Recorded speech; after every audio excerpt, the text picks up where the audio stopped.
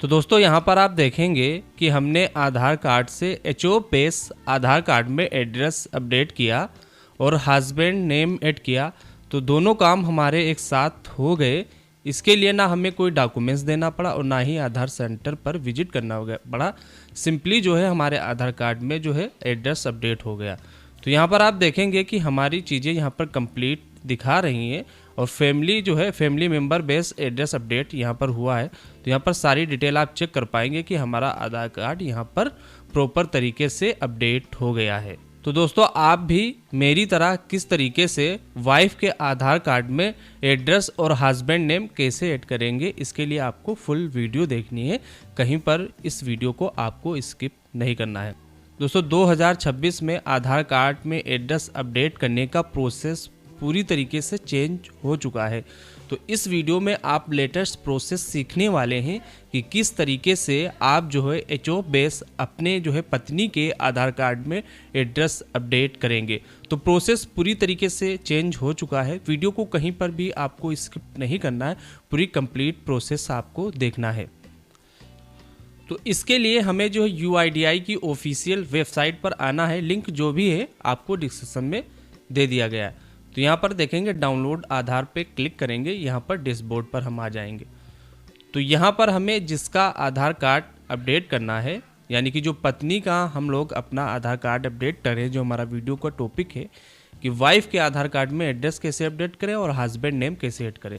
तो यहाँ पर हम जो है पत्नी का आधार नंबर डालेंगे और यहाँ पर कैप्चा कोड डालेंगे। तो यहाँ पर हमारा आधार नंबर कैप्चा कोड डाल दिया। लॉगिन विद OTP पर क्लिक करेंगे। तो जो एक OTP आएगी यहाँ पर डालेंगे, फिर इसको हम लॉगिन कर लेंगे। तो इसके लिए ज़रूरी नहीं है कि आपके पास जो है कंप्यूटर होना ही चाहिए, ये काम सिंपली आप मोबाइल फ़ोन से भी कर पाएंगे। तो OTP यहाँ पर डाल दी, इसके बाद हम लॉगिन कर लेंगे।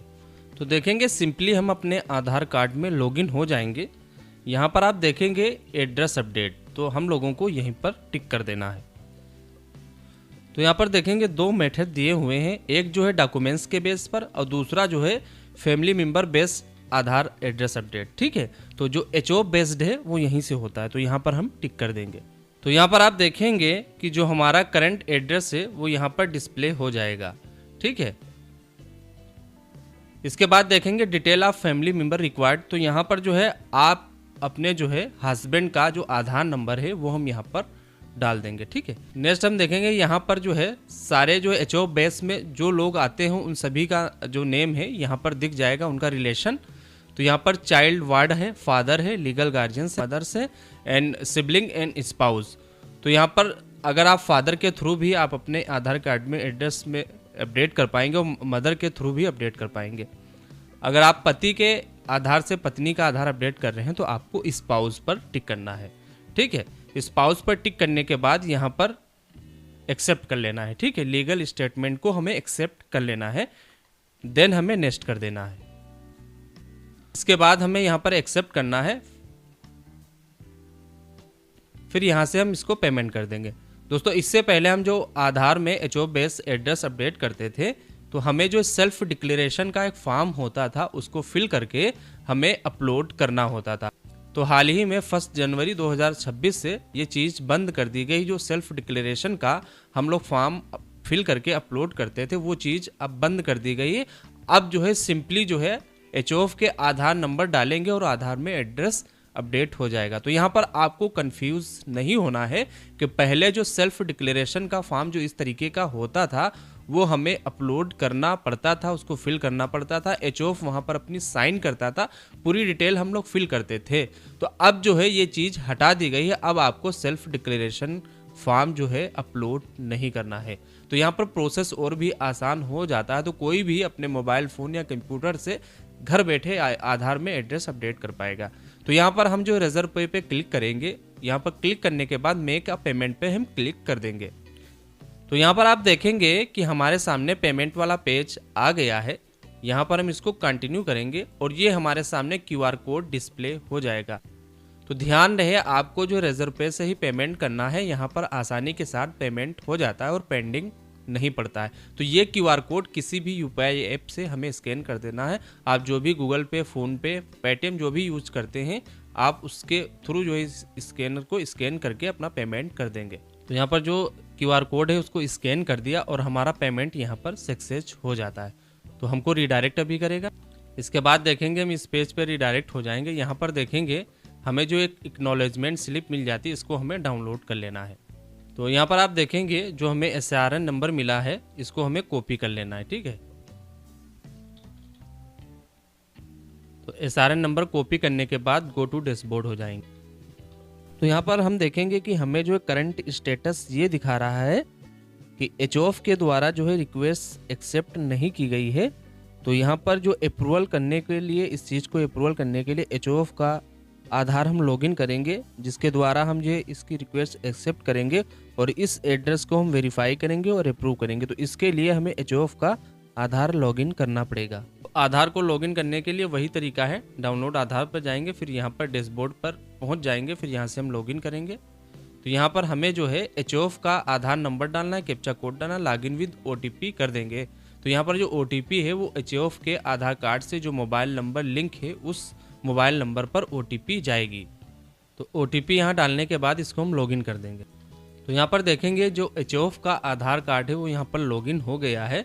फिर इसकी जो रिक्वेस्ट जो है एक्सेप्ट करने को बोल रहा है, इसको हम एक्सेप्ट करेंगे। यहाँ पर देखेंगे सबसे लास्ट में फैमिली मेंबर रिक्वेस्ट, यहाँ पर हम टिक करेंगे। तो यहाँ पर जो हमने SRN नंबर कॉपी किया था उसको यहाँ पर डाल देना है। तो यहाँ पर देखेंगे जैसे SRN नंबर आप यहाँ पर डालेंगे नीचे आपको डिटेल डिस्प्ले हो जाएगी। यहाँ पर देखेंगे जो कैंडिडेट है जिसका एड्रेस अपडेट कर रहे हैं, वाइफ का यहाँ पर नेम लिख कर आएगा, यहाँ पर नीचे वाइफ का नेम लिख कर आएगा और यहाँ पर आधार संख्या आपको दिख जाएगी। इसके बाद देखेंगे जो हमारे HOF है उनका एड्रेस यहाँ पर पूरा आ जाएगा।